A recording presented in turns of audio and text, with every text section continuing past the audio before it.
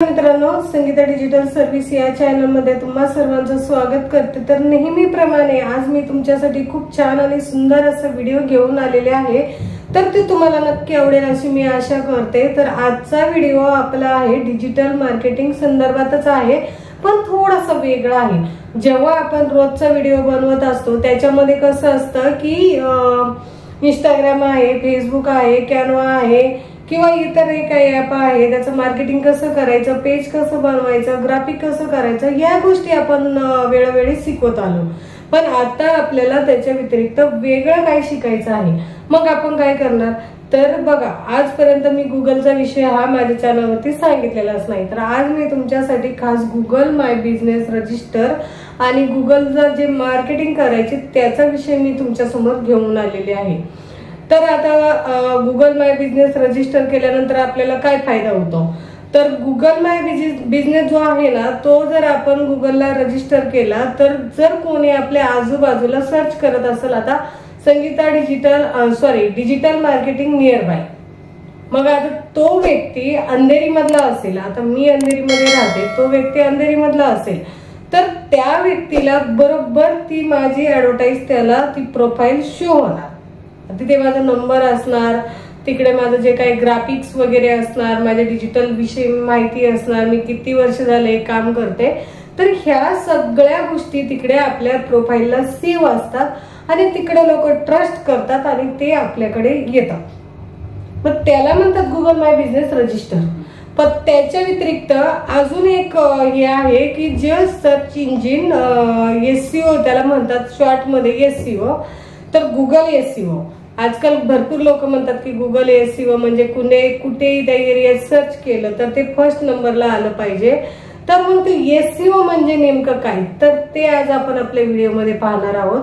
तर मग याच्यामध्ये कसं आहे माहितीये का, जो गुगल एसईओ, तो गुगल ज्यावेळेस आपण गुगलचा एसईओ करत असतो त्यावेळेस जे आपले जे नियर जे कोणी सर्च करताना की सपोज आता digital marketing Andheri in Andheri, तर अंधेरी वेस्ट या ईस्ट, तुम्ही ज्या एरियात राहत असाल तिथे, आता सपोज माझ्या एरियात मी वेस्टला राहते, अजून कोणी राहत असतील तर त्यांनी सर्च केलं तर बरोबर फर्स्ट नंबरलाच माझं नाव येणार, तिकडे माझा नंबर येणार, माझी पूर्ण प्रोफाईल येणार आणि मग ते लोक आपल्याकडे नंबरवरती कॉल करून ते आपल्याकडे येतात। मग हीच पद्धत असते एसईओची। एसईओ यालाच म्हणतात की ज्या वेळेस आपण गुगलचा एसईओ केल्याच्या नंतर आपल्याला फर्स्ट नंबरला आपलं नाव येतं आणि नाव आल्याच्या नंतर तिकडे आपले पूर्ण प्रोफाईल असते आणि त्या प्रोफाईलद्वारेच आपल्याकडे ती लोक हळूहळू येत असतात। मग जे फर्स्ट नंबरला सेकंड नंबरला असतात ना, त्यांचा धंदा जास्त होत असतो, त्यांचा बिझनेस जास्त होत असतो आणि मग ते जे एसईओ नाही करत ना, मग ते कोणत्या तरी कोपऱ्याला पडत असतात। ते जिथे जे लोक त्यांच्या आजूबाजूचे सर्च करतील ना त्याच लोकांना दिसेल, इतर लोकांना ते दिसत नाही। पण एसईओचं कसं असतं की ज्या वेळेस लोक सर्च करतील ना तर फर्स्ट नंबरला दिसतं आणि मग त्याचाच फायदा तो आपल्याला बिझनेसला होतो। हे असतं गुगल।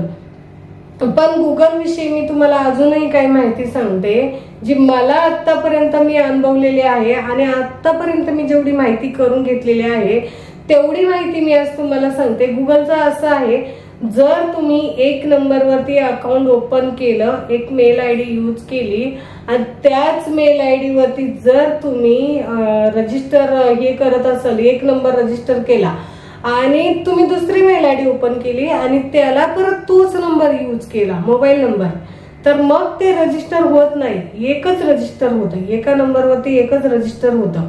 आणि दुसरी गोष्ट अशी की एकदा माझ्याकडे क्लायंट होतं, त्या क्लायंटचं मी असंच हे करायला, ज्यावेळेस त्यांनी दुसरा न्यू नंबर घेतला, एक नंबरला त्यांचं ऑलरेडी अकाउंट रजिस्टर होतं, मग त्यांनी मेल आयडी वगैरे त्यांच्या बिझनेसची सगळी माझ्याकडे दिली, पासवर्ड मेल आयडी वगैरे, मी इकडे लॉग इन केली।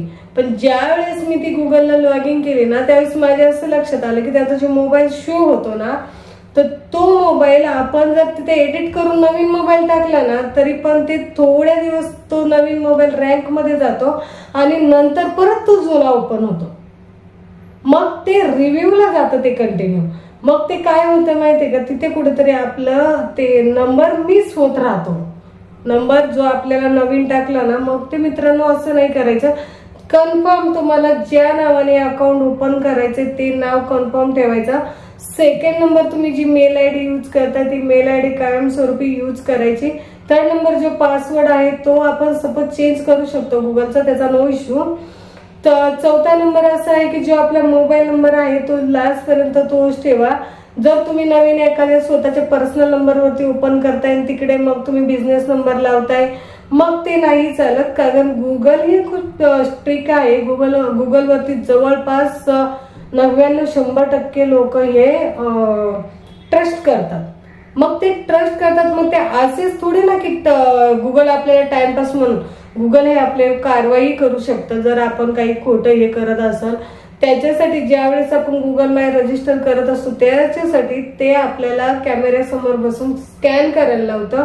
आपला ज्यावेळेस स्कॅन होईल ते त्याच्यानंतर व्हेरीफाय करतं. 24 तास 48 तास त्याला व्हेरीफायसाठी जातात आणि त्याच्यानंतर मग ते व्हेरीफाय झाल्याच्या नंतर ते आपलं अकाउंट ते ओपन करतं, चालू करतं.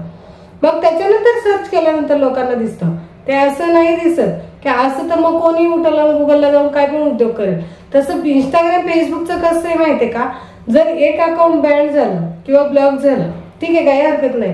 मी तर काय करते, एक अकाउंट ब्लॉक झालं ना नो इश्यू. आणि पेमेंट भरताना मी पेमेंट कमी भरते, 500 रुपयाच्या पुढे पेमेंट भरायचंच नाही, कमीच पेमेंट भरायचं. मग त्याच्यामध्ये ते जसं जसं कंटिन्यू चेंजेस होत जातं की आता सपोज दुसऱ्यांची पोस्ट आपण टाकली फेसबुकला तर ते अकाउंट ब्लॉक होतं. मग जर अकाउंट ब्लॉक झाल्याच्या नंतर आपण काय करायचं तिथे, तर तिथे आपण नवीन अकाउंट ओपन करायचं, काही हरकत नाही. तिथे चालतं, फेसबुकला चालतं पण गुगलला चालत नाही, गुगल ऍक्सेप्ट करत नाही. तर मग तिकडे आपण नवीन मेल आयडी बनवली, तो नंबर पहिलावाला यूज केला, तिथे काहीच होत नाही, तो चालू शकतो. नवीन नंबर जो जुनावाला बिझनेस नंबर आहे ना तो चालू शकतो. पण गुगलचं कसं आहे माहितीये का, जर आपण नवीन नंबर टाकला तिकडे एडिट केला ना तर ते थोडे दिवस चालतो, परत तो नंबर जर रिव्ह्यूला गेला ना तर रिव्ह्यूला गेल्यानंतर परत जुना नंबर तिथे येतो.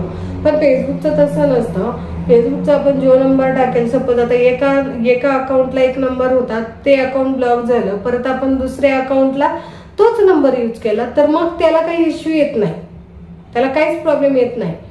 मग अशीच पद्धत आहे इंस्टाग्राम फेसबुकची मार्केटिंगची आणि खूप चांगल्या पद्धतीने मार्केटिंग होतं. SEO केल्यानंतर सगळ्याच गोष्टी आपल्याला त्याच्यामध्ये फ्री मिळत असतात आणि त्याच्यामधूनच आपण आपलं मार्केटिंग करत असतो.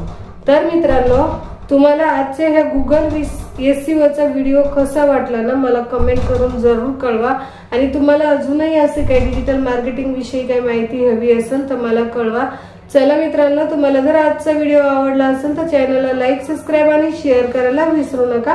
आपण भेटूया पुढील व्हिडिओमध्ये आणि असंच काहीतरी तुम्हाला डिजिटल विषयी नवीन माहिती मी घेऊन येणार आहे आणि आपल्या बिझनेस रिलेटेडच प्रत्येक माहिती असणार आहे. आपण पैसा कसा कमवायचा, कसा खर्च करायचा, बिनधास्त मन मोकळेपणाने पैसा खर्च करा. आपण स्वतःच कमावतो, स्वतःसाठी नाही खर्च करायचा. मग नुसतं सेव्हिंग करून काय करायचंय मला सांगा, सेव्हिंग करून काय करायचंय.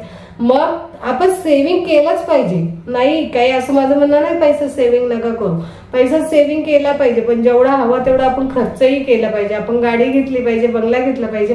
त्याच्यासाठी आपल्याला काय करावं लागेल, आपल्याला त्याच्यासाठी डिजिटलचा वापर करावा लागेल. आपले जर स्वप्न पूर्ण करायचे म्हटलं ना तर तुम्ही डिजिटलचा वापर करा, 100% आपला तिथे फायदा होणार. आपण पैसे कमवणार आणि आपली सगळी स्वप्न आपण पूर्ण करणार, तुमचं कोणतंही स्वप्न असू द्या.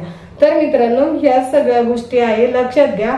जर तुम्हाला डिजिटल मार्केटिंगचा कोर्स करायचा असेल तर मी माझा डिस्क्रिप्शन मध्ये नंबर दिलेला आहे, मला नक्की मेसेज कॉल करा. तुम्हाला डिजिटल विषयी सगळी माहिती सांगितली जाईल आमच्या टीम कडून.